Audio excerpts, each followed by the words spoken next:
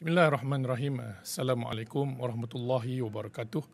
Terima kasih kepada rakan-rakan media. Pada petang ini saya ingin memberi respon balas kepada keputusan Tuan Yang di-Pertua pada hari ini bila mana Ketua Whip Perikatan Nasional Yang Berhormat Kota Baru telah bertanya kepada Tuan di-Pertua berkenaan dengan status penghalangan saya untuk berada dalam galeri awam dan tempat pemerhati blok Pembangkang.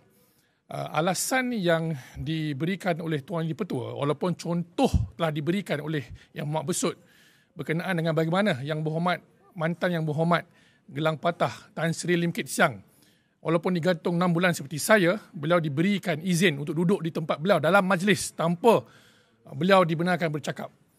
Dan jawapan Tuan di-Pertua pada hari ini bagi saya mengecewakan kerana beliau memberi jawapan yang bagi saya tidak lengkap.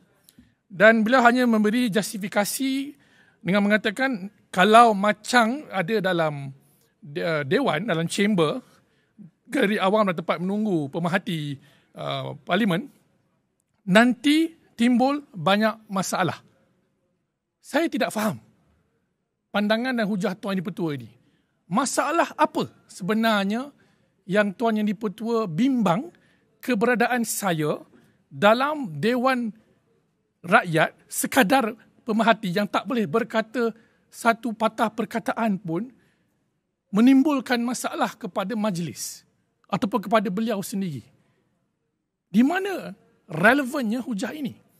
Apakah masalah andaian saya ialah saya ini membawa penyakit kepada wakil-wakil rakyat yang bersidang, mengganggu sidang, atau saya ni ada semacam spiritual pressure, Reiatsu, macam dalam anime Bleach tu, Ichigo lawan Kenpachi.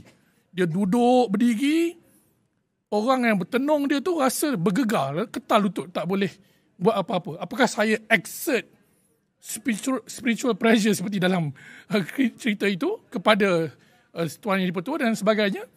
Jadi saya nampak hujah yang diberikan oleh Tuan di-Pertua bersifat regresif, jauh sekali reformis, kerana tidak dihuraikan dengan teliti masalah yang saya boleh timbulkan jika saya berada dalam dewan.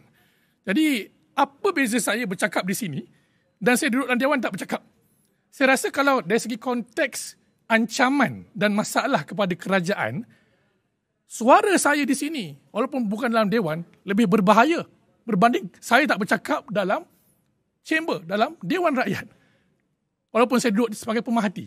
Jadi saya tidak faham logik dan justifikasi nanti banyak masalah yang Tuan Yang di-Pertua bangkitkan berkenaan dengan larangan yang telah dikenakan kepada saya.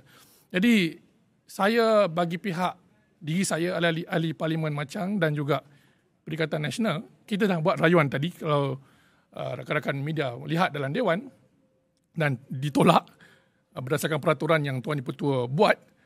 Jadi saya rasa tidak ada jalan lain lah untuk ubah pandangan Tuan di-Pertua. Sebabnya itu keputusan beliau.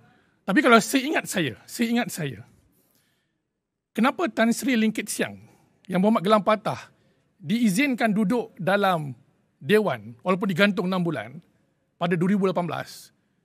Kerana ketika itu budi bicara Ketua Majlis Yang Amat Berhormat Datuk Seri Najib Razak telah berunding dengan Tan Sri Pandeka Amin Mulia yang merupakan Yang di-Pertua Dewan Rakyat yang mengatakan dibenarkan Tan Sri Lim Kit Siang duduk di dalam Dewan walaupun digantung. Jadi presiden ada, convention tu ada dan tak ada masalah pun. Jadi saya tak nampak kenapa saya dihalang untuk masuk sekadar pemerhati sekalipun.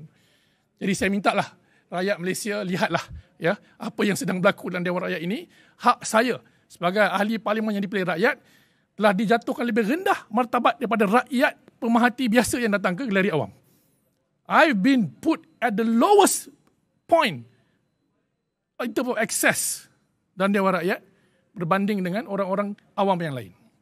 Jadi saya fikir tidak wajarlah berlaku begitu dan saya harap Tuan di-Pertua pertimbangkan semula larangan ini untuk saya berada bersama dalam galeri awam dan tempat pemerhati di blok Pembangkang itu.